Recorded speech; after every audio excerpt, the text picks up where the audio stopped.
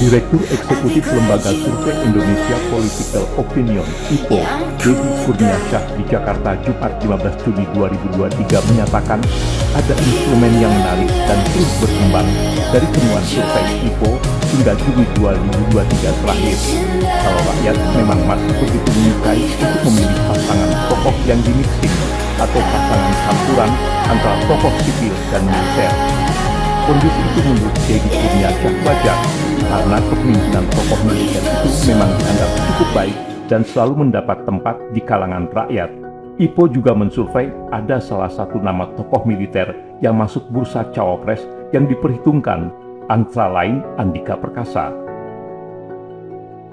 Ada satu data yang menyebutkan begini, publik menyukai ketika terjadi pencampuran antara tokoh sipil dengan tokoh militer, sehingga militer ini mendapatkan tempat sebagai pemimpin di negara ini cukup baik.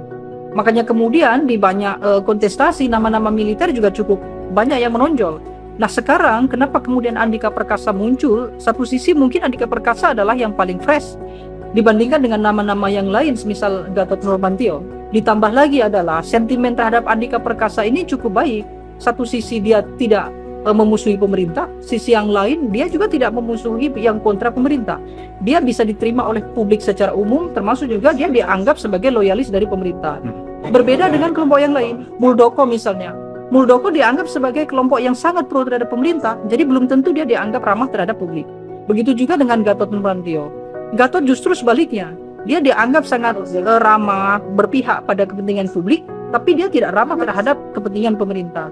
Maka Andika kemudian muncul sebagai penengah, sebagai tokoh militer yang tidak berpartai politik, sekaligus dia juga tidak diafiliasikan sebagai salah satu kelompok saja. Nah situasi inilah yang kemudian publik memiliki simpati dan juga empati elektoral terhadap Andika Perkasa.